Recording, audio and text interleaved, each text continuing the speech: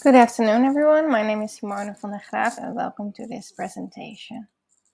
Our team has been hired by New York City Bike, and they basically have been struggling with bike shortages around the city at popular stations.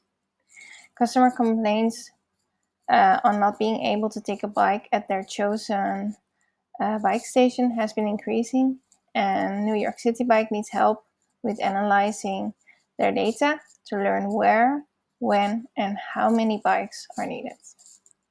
The presentation is separated into 5 parts.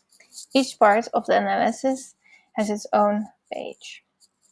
So, we will talk about the relation between bike usage and the weather. We will talk about the top 20 most popular start stations.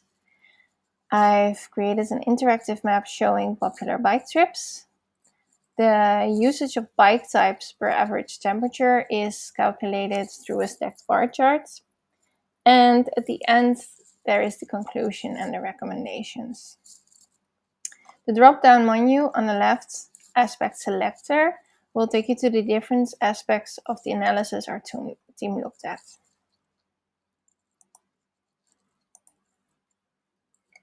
So, the dual axis line plot on this page shows a strong correlation between the daily bike rides and the daily temperature. The amount of daily bike rides are higher with the warm temperatures between May. If you look here, you can really see that it gets higher between May and October. This insight shows that probably those are the months that there are not enough bikes at popular stations and that bike shortages occur. We'll go to the next slide.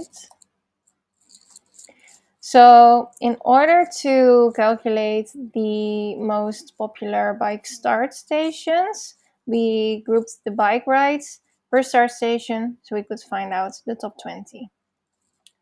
As you can see here, the most popular start stations are Broadway and West 58th Street, West 21st Street and 6th Avenue, West Street and Chambers Street, and closely followed by 6th Avenue and West 33rd Street. When we look at the warmer months, like we saw on the other page, and we filter out the winter season, there is a big difference between the popularity between those 4 bike stations that I just named and the other 16 in the top 20. So let's go to the interactive map, and please bear with me that this can take a bit of time to load. I will scroll down. So here you can see the map of New York City, and it shows the most popular aggregated bike rides in the city. So let me see if I can zoom in.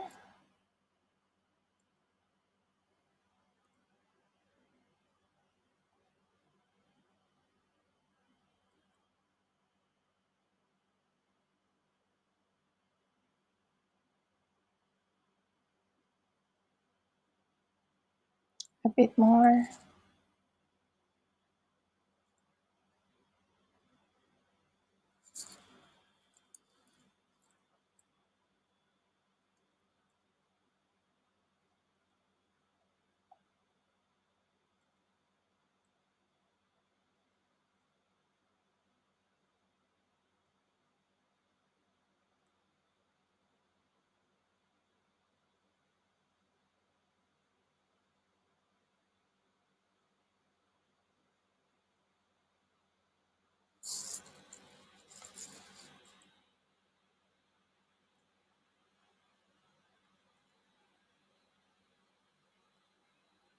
All right, it's showing already a little bit more visible. So visually, it becomes quite quickly clear that most of the popular bike rides or bike trips are along the waterfront and in Central Park. Central Park is just above the image. You can see just the text. It explains why popular stations from the previous bar chart are used a lot because they are a great starting point of these touristic routes. Especially if you look at the west side of Manhattan, the center, you see you can see the One Start station that has multiple lines coming from it. And this is Broadway and West 58th Streets.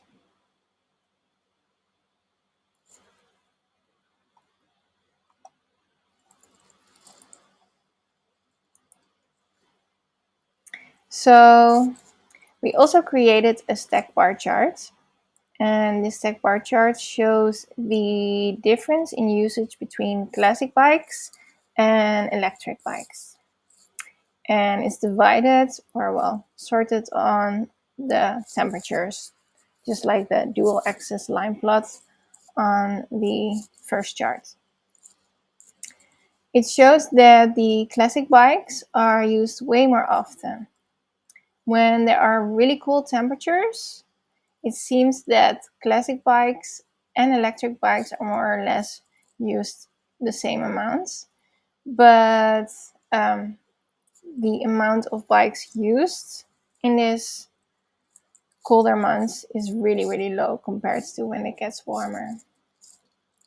In general, the use of electric bikes is around 25 and 35% of the total bike use. So let's go to the conclusions and recommendations. Our analysis has shown that New York City Bike should focus on the following objectives moving forward. So we've seen before that there's a strong correlation between the temperatures and the daily bike rides. I recommend New York City Bike to increase the supply of bikes and stations during the warmer months from May to October. In the coldest months, bikes are used a lot less frequently. So to reduce costs, New York City Bike could make sure that the availability is lower if they are not used, which helps again in the costs. Popular start stations are at the waterfront and at Central Park. And I recommend increasing the number of bikes at these stations and reviewing these areas for possibilities of adding extra bike stations. Unfortunately, we are dealing with a limitation here because we have not received information on how many bikes are currently stocked at each bike station and if there is even a difference in number of bikes per start station. This information would really help us deciding, helps us make the analysis stronger and to ultimately decide on how many extra stations and extra bikes are needed. In the warmer months, the more popular months, electric bikes are used between 25 and 35%. And as the rent of electric bikes is more expensive in general, I would recommend exploring opportunities that will increase the use of electric bikes and therefore also increase revenue. Thank you for listening and looking at this presentation. I hope it gave a clear view on the current situation and the possible solutions moving forward. So as part of the task, I have answered a couple of important questions. Let me see. So the first extra question that I will answer is, how much would you recommend scaling bikes back between November and April? Let's have a look. Look back at the line plots. So when looking at this, I would recommend scaling back around 30% of the bikes between mid-November, mid-March. This will help reduce the costs that can be spent on adding more stations and perhaps more electric bikes in general. You can see that in this colder period, bikes are used around half the amount less than in the warmer months in general.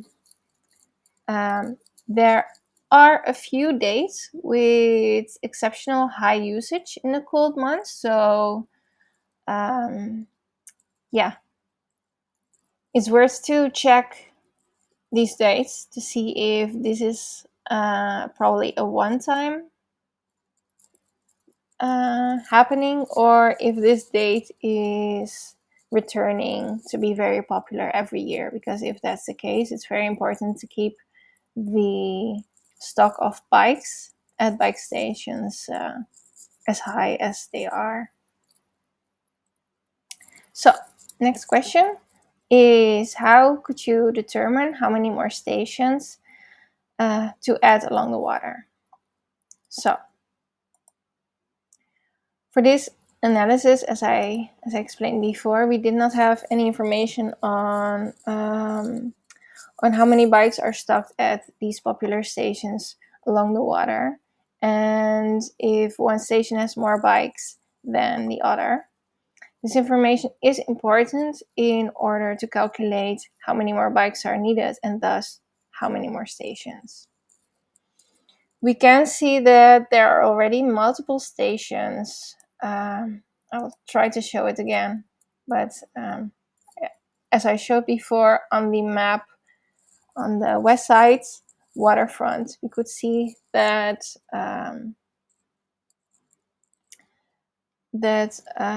it has multiple stations, but some are specifically popular, more popular than others. With the information that we have available, I would recommend starting by adding one extra start station more or less at the same location as the most popular start station, and also adding one extra station at the most popular end station, or basically end station of the most popular bike trip from that start station. So that would be West Street and Chambers Street.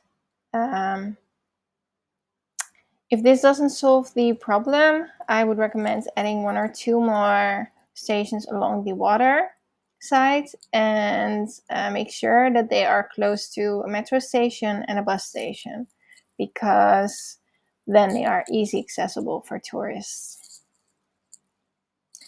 What are some ideas for ensuring bikes are always stocked at the most popular stations? I think that in order to have a clear view on where the bikes are at, I would add either a GPS tracker on the bike so that it becomes clear that the non-used bikes, that they are at specific stations. Maybe there's a pattern. Or a live cam could be used at a bike station if it has a view on all the bikes of that bike station, and that way it's also possible to see if many bikes are not used. And then with the information that comes available, I would invest in electric cars that can move non-used bikes to stations that are really popular and that have empty space to add bikes there. Thank you, and have a nice day.